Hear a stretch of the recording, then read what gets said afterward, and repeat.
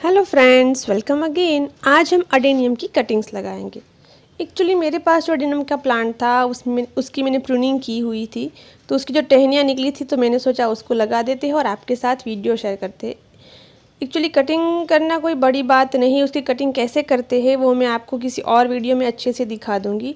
But अगर आप specially cutting करके कोई प्लांट लगाते हो तो एक चीज़ का ख्याल रखना है कि जहाँ पे कॉडेक्स होता है वहाँ से उसकी कटिंग करे हो सके तो, ताकि आपका जो मदर प्लांट है वो ज़्यादा बुशियर बन जाए।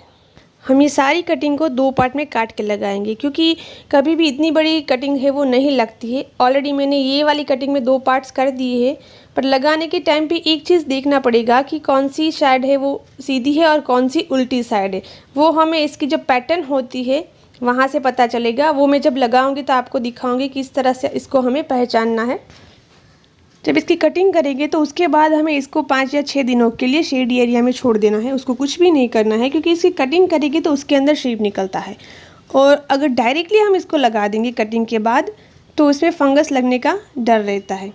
जब आप 5 या 6 दिनों के लिए छोड़ देंगे तो उसके बाद इसके अंदर स्कार बन जाएगा इस तरह से, यानी कि अब यहाँ से फंगस का अटैक नहीं हो सकता है। अडेनियम मेंटेनेंस वाला प्लांट है, पर अगर आपको इसकी मेंटेनेंस समझ में आ जाएगी तो ये प्लांट नहीं मरता है। जनरली ये प्लांट 2 चीज़ों की वजह से मरता है, या तो फंगस लगने की वजह से या तो फिर ओवर वाटरिंग की वजह से। ये प्लांट डेजर्ट में उगने वाला प्लांट है। इसमें आपने नीचे कॉडेक्स देखे होंगे, बड़े बड़े कॉडेक्स जो होते हैं उसके अंदर वो पानी को ऑलरेडी स्टोर करके ही रखता है। बट इसी टाइम पे हम अगर ओवर वाटर कर देंगे तो डेफिनेटली ये प्लांट रूट रोट की वजह से मर जाए। कॉडेक्स की बात करें तो वही अडेनियम में कॉडेक्स बनेगा जो अडेनियम सीड से लगा हुआ है। इस तरह से अगर कटिंग से लगा हुआ अडेनियम होगा तो उसमें नीचे की ओर कभी कॉडेक्स नहीं बनेगा। हालांकि इसमें फ्लावर्स भी बहुत सुंदर आएंगे, उसमें पत्तियां भी सेम होगी, सारी चीज़ें होगी, बट सिर्फ इसके नीचे कॉडेक्स नहीं बनेगा। आप इसको अच्छा फीड कराते हो, अच्छी सी इसकी मेंटेनेंस करते हो तो इसकी टहनी जो होती है नीचे से थोड़ी मोटी हो जाएगी, बट इसमें कभी इतना बड़ा कॉडेक्स नहीं बनेगा। कटिंग के लिए ये जो नीचे के सारे पत्ते हैं उसको हम हटा देंगे। हमें सिर्फ 1 या 2 ही पत्ते ऊपर रखने हैं, और ये कटिंग में पत्ते बहुत आसानी से निकल जाएंगे, क्योंकि ऑलरेडी इसको हमने 5 या 6 दिनों से मदर प्लांट से अलग कर दिया है, यानी इसमें कोई भी न्यूट्रिशंस नहीं बचा होगा। पर अगर आप इसको हाथों से निकाल रहे हो तो एक बात का ख्याल रखें कि किचन में जाने से पहले या तो कुछ खाने से पहले इसको अच्छे से वॉश कर दे, क्योंकि इसके अंदर का जो शेप होता है वो हमारी हेल्थ के लिए सही नहीं होता है। अगर ये हमारे मुंह में चला जाएगा तो थोड़ी देर के लिए हमें चक्कर आने लगेगी। ये इतना नुकसान नहीं करता है, बट बेटर वे है कि हम प्रोटेक्शन के तौर पे हमारे हाथ को अच्छे से वॉश करें। अडेनियम का जो फ्लावरिंग है वो जुलाई अगस्त में स्टॉप हो जाता है, बट आप हो सके तो इसकी जो कटिंग है वो बारिश से पहले लगा दे तो अच्छा रहेगा, क्योंकि ये पानी के मामले में थोड़ा सेंसिटिव होता है। जैसे मैंने बताया कि ये डेजर्ट में लगने वाला प्लांट है उस हिसाब से। पर अगर आप बारिश के मौसम में लगाते हो तो इसको आप छाया वाली जगह पे रख दो, जहाँ पे इसके ऊपर डायरेक्टली बारिश ना पड़े। हालांकि मैं भी अभी बारिश के टाइम पे ही लगा रही हूँ, और वैसे तो कटिंग आप कोई भी मौसम में लगा सकते हो, तेज़ धूप वाली टाइम पे भी लगा सकते हो, बारिश में भी लगा सकते हो। बस आपको उसकी जो उस टाइम पे करने की जो केयर है वो आपको पता होनी चाहिए। मेरे इसके ऊपर वीडियो भी है। मैंने तब मेरी 20 या 25 कटिंग लगाई थी जब हमारे यहाँ का टेम्परेचर 48 डिग्री था। इतनी तेज़ धूप में भी ऑलमोस्ट मेरी सारी कटिंग लग चुकी थी, और कुछ 2-3 कटिंग्स नहीं लगी थी, बट वो कौन से रीज़न की वजह से नहीं लगी थी वो मेरे उस वीडियो में मैंने बताया हुआ है। वो इस वीडियो के बाद वो वाला वीडियो आपको शो होगा।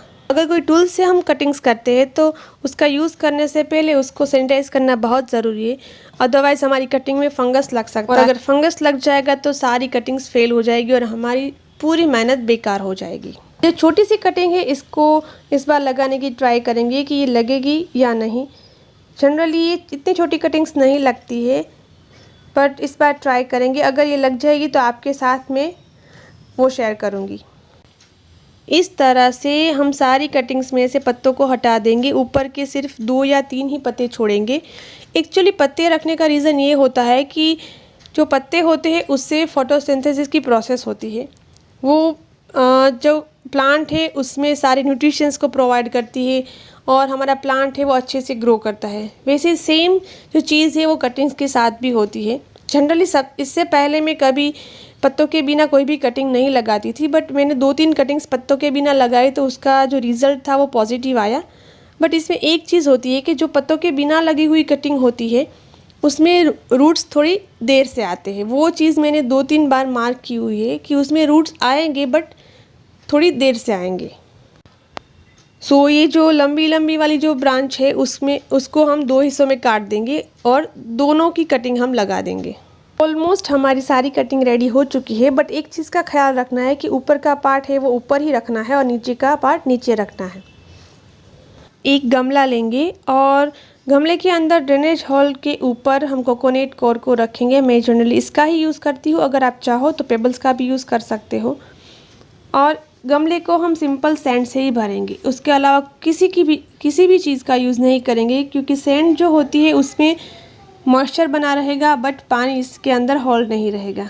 जो कटिंग्स है उसको हम दालचीनी पाउडर में डिप करेंगे, उसके बाद हम लगाएंगे। आप एज अ रूटीन हार्मोन दालचीनी पाउडर का यूज़ कर सकते हो, और इसके अलावा आपके पास कोई दूसरा रूटीन हार्मोन है तो उसके साथ फंगिसाइड ऐड करके भी यूज़ कर सकते हो। दालचीनी पाउडर होता है वो रूटीन हार्मोन और एज अ फंगिसाइड दोनों का काम करता है।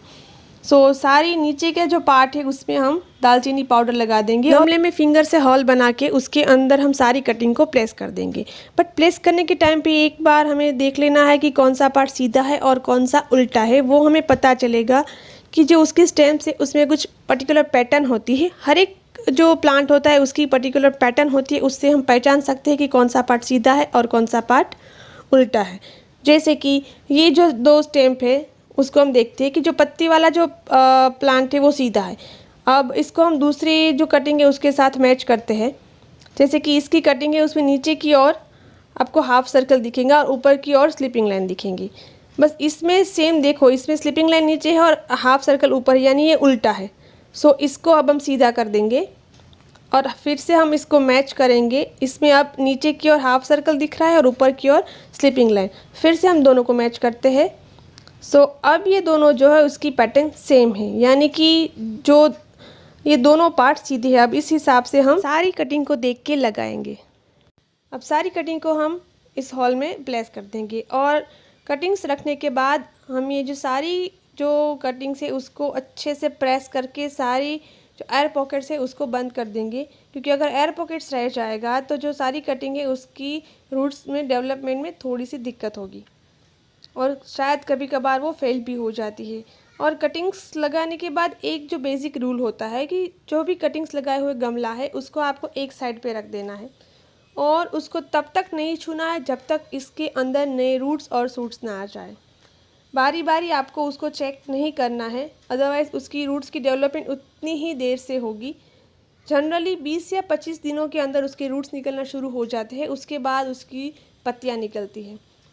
और जब तक इसकी पत्तियाँ अच्छे से ना निकल जाए तब तक उसको बिल्कुल भी छूना नहीं है। कोई कोई कटिंग होती है उसमें 2-3 महीने लगते हैं उसके रूट्स निकलने में, और कोई कटिंग है उसमें 15-20 दिन या महीने में रूट्स निकल जाते हैं। हम कुछ आइडेंटिफाई नहीं कर सकते कि कौन सी कटिंग में कितने दिन लगेंगे, बट उसको एक जगह पे आप सिर्फ रख दो और उसको बिल्कुल भी हमें छूना नहीं है। सिर्फ 7 या 8 दिन में आपको एक बार इसमें पानी दे देना है। जो नीचे का पार्ट है उसको तो हमने दालचीनी पाउडर लगा के सेव कर दिया, बट अब ऊपर का पार्ट जो है जो अभी हमने काटा था उससे फंगस लगने का डर रहता है, तो उसके लिए हम मोमबत्ती लेंगे और उसमें से जो मोम निकलता है उससे हम ये ऊपर के पार्ट को सील कर देंगे, ताकि वहाँ से फंगस का अटैक नहीं हो पाएगा और हमारी जो कटिंग है वो बिल्कुल ही सेफ़ हो जाएगी। इस तरह से हम सारे जो ऊपर के पार्ट है उसको मोमबत्ती से कवर कर देंगे। अगर इसके अलावा आप चाहो तो आपके पास जो नील पेंट होता है उससे भी इसको कवर कर सकते हो। मैं किसी किसी कटिंग में ये भी करती हूँ।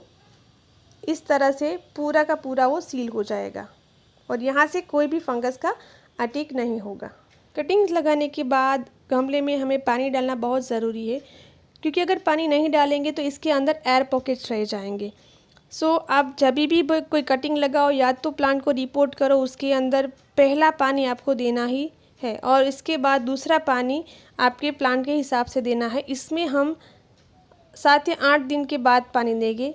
तब तक के लिए हम इसको बिल्कुल छाया वाली जगह पे रखेंगे। इसके बाद हम इसको ऐसे जगह पे शिफ्ट कर देंगे जहाँ उसके ऊपर हल्की सी 1 या 2 घंटे की धूप निकलती हो।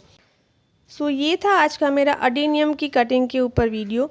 अगर आपको मेरा वीडियो अच्छा लगा है तो please like my video, share my video and don't forget to press the bell icon and subscribe करना तो बिल्कुल भी ना भूलें। Thank you for watching. हम मिलेंगे हमारे नेक्स्ट वीडियो में।